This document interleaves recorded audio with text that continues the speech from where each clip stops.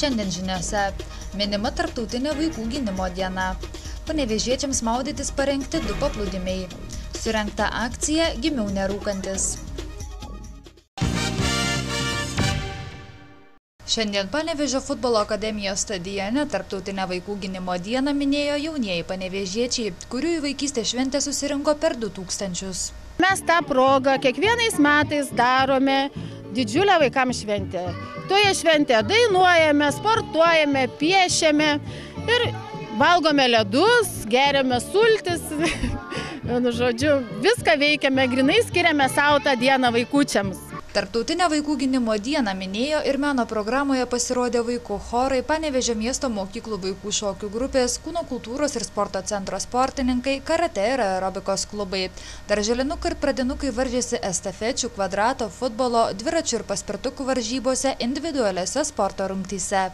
Labai svarbu paminėti tokią dieną, kadangi tai yra pati gražiausia ir, kaip pasakyti, metų diena ir norim parodyti, kad mes esam, kad mes būsimieji ateities kūrėjai, kad mes dainuojam, šokam, sportuojam ir kūriam gražią ateitį. Na, vaikams džiaugsmo suteikti reikia. Ir vaikystės šventė tai yra didžiulė šventė, kur vaikų daug susibūrė ir atvedam čia vaikus, dalyvauja, džiaugiasi. Sveikinu visus vaikučius, visus tėvelius, iš tiesų esame laimingi, kad gyvename be karo, kad taikoje ir kad šiandien šviečia saulė. Ir mūsų tema – laiminga vaikystė. Tarptautinė vaikų gynimo diena – tai priminimas visuomenėje apie būtinybę saugoti ir gerbti vaikų teisės. Teigiama, kad daugelis pasaulio vaikų vis dar kenčia nuo skurdo ir bado, o turtingose šalyse viena iš pagrindinių problemų – susvetimėjimas šeimoje ir per mažas dėmesys vaikams. Tradiciškai pirmąją vasaros dieną skelbiama ir oficiali maudymosi sezono pradžia. Šiemet miestiečiams maudytis parengtos 2 maudyklos prie Ekrano marių ir Pineavoje. Ten atlikom kai kurios darbus, patvarkėm teritorijas, pastatėm persirengimo kabinas, tualetus, šiukšlių dėžės, suoliukus. Papjovėm žolę, patvarkėm aplinką, pardažėm kur ką galim, smėlio atvežėm, tai ir kažkiek ir pasiruošėm tam sezonui, kad būtų ir panevėžiečiam patogu ir būtų tvarka.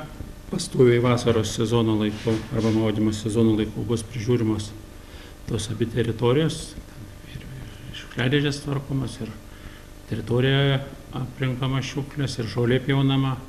Vienu žodžiu, prižiūrima bus pastoviai tos teritorijos. Po vakarykštės išvykos su vicemeras buvo išreikštas pageidavimas ir buvo pastebėjimas, kad Skaistakalnio parke prie pėsčiųjų tilto nemažai panevėžiečių šiuo metu maudosi.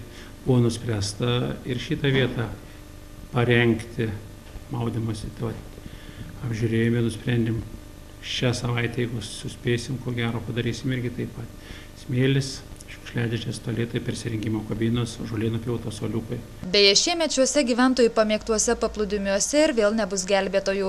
Tačiau savivaldybė miestiečių saugumu teigia vis tiek besirūpinanti, mat saugaus maudymosi taisyklės bei pagalbos telefonai bus skelbiami maudyklose įrengtose skelbimų lentose. Gelbėtojų šiemet nėra, kadangi per vėlai nuspręsta, kad prie Ekrano marių rengsim maudymetę, kadangi čia yra techniniai klausimai, reikia spręsti nekilnojamo turto mokesčio klausimus, turi spręsti taryba, tai čia nusitęsė šiemet nebus. Reikia, norinti spręsti civilizuotą maudymosi klausimus, reikia turėti stacionarias tas maudymosi vietas arba oficialias maudyklas. Jeigu juos įspręsime, ką mes tikrai labai norėtume, tada bus daugiau paslaugų, ne tik tai gelbėtojai, bet ir bandysim ir kažkokias žaidimų aikšteles įrengti stacionarias. Norėsim, aišku, ir padaryti net ir kažkokį galminį prekybą, kažką ledai, laisvandeniai.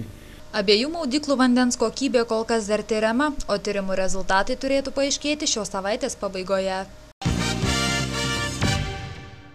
Birželio 1 dieną visoje Lietuvoje rengiama vienos dienos akcija Gimiau nerūkantis.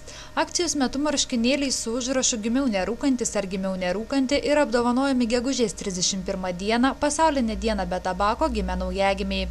Panevėžyje tokiais marškinėliais šiandien apdovanoti 6 vaikai. Akcijos tikslas yra informuoti visuomenę apie rūkymo įtaką mūsų sveikatai ir ypatingai mūsų mažiesiems. Nes statistika byloja pati už save, kad kasmet mes netenkame apie 7000 gyvybių. Ir turbūt reikėtų atkreipti visuomenę, kad jie daugiau sužinotų, ką mums įtakoja rūkymas. Kiek šiandien apdovanojat naujagimių? Oi, mes šiandien labai gausiai turime 2 dvynių poras. Viso 5 berniukai ir 1 mergaitė.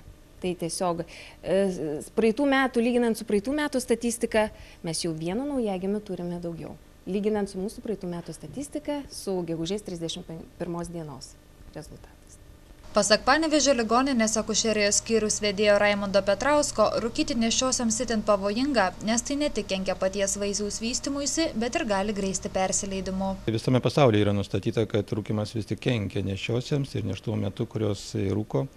Yra tikimybė, kad tam tikros patologijos gali būti net ir 2-3 kartus, kai kurie procentaliai net ir 30 kartų didesnė tikimybė, kad patologija bus.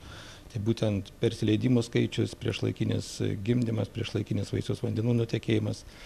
Taip pat aktualu, kad rūkymas nėštumo metu sukelia placentos kraujotakos nepakankamumą, ko pasėkoje vaisius auga mažesnis, vystosi lėčiau ir kitą kartą gali, dar bebūdamas gimdoje, net ir žūti, o kitą kartą ir gimsta labai mažo svorio ir aišku, to pasėkoje vėliau augantis gali turėti sveikatos problemų. Ar pas mus dažni tokie atvejai? Kaip ir visoje Lietuvoje tų atvejų yra ir pasitaiko tiek ir negyvagimių, tiek ir tų priešlaikinių gimdymų. Aišku, ne visą laiką mes galime tiksliai nusakyti, kad tai įtakoja rūkymas, bet tikrai yra nustatyta, kad tai viena iš tų priežasčių, kurią mes galėtumėm panaikinti nėštumo metu. Todėl mes ir norime, nors jau, kad jau tos moteris, kurios rūkė iki nėštumo, nors jau nėštumo metu nerūkytų arba jau rūkytų minimaliai, kad kuo mažiau vaisius gautų nikotino. Pirmą kartą akcija Gimiau nerūkantis buvo surengta 2002 metais Kaune, vėliau ji tapo nacionalinė. Šiais metais akcija švenčia savo gyvavimo 10-metį, o jos metu stengiamasi priminti apie vis gausėjančius faktus, apie pragaištingą tėvų rūkymo įtaką vaikų sveikatai. Minėdamas laisvės gynimo ir didžiųjų netekčių atminimo metus bei tremties 70-metį, Panevėžio kraštotyros muziejus birželio 14 dieną panevėžiečius kviečia į Juozo Miltinio dramos teatrą. Dramos teatre prasidės renginys 17:30 min. Ir pirmiausia, tikriausiai bus pagerbtos mūsų žuvusiųjų vietos. Kalbės mūsų žymus miesto žmonės. Taip pat bus Miltinio gimnazijos moksleivių poezinė kompozicija Mano broli girdi, režisierius Želvis. Ta proga teatre taip pat bus atidarytos 2 parodos. Viena iš jų skirta Algimanto apygardos partizanams, kita tragiškiems 1941 Panevėžyje atminti. Joje atsispindės nužudytų gydytojų biografijos faktai, taip pat ir gailestingosios sesers nužudytos tuo metu biografija, fotografijos ir, žinoma, tie įvykiai, kurie atsitiko prie cukraus fabriko, tai yra sušaudyti žmonės, irgi bus ir jų sąrašas įdėtas, ir laidotuvių nuotraukos, kadangi karo metais iškilmingai buvo palaidoti ir gydytojams netgi buvo pastatytas paminklas, taip pat karo metais prie Panevėžio ligoninės. Na, o kita paroda skirta Algimanto apygardos partizanams atspindi vėlgi visą apygardos istoriją, tai yra gana didelio formato kilnojama paroda ir jinai bus eksponuojama taip pat Juozo Miltinio dramos teatre renginio dieną. Vėliau paroda Tragiški 1941 Panevėžyje bus perkelta į Sąjūdžio muziejų ir čia veiks iki metų pabaigos. O paroda Lietuvos partizanų Algimanto apygarda Juozo Miltinio dramos teatre veiks iki Liepos 1 dienos.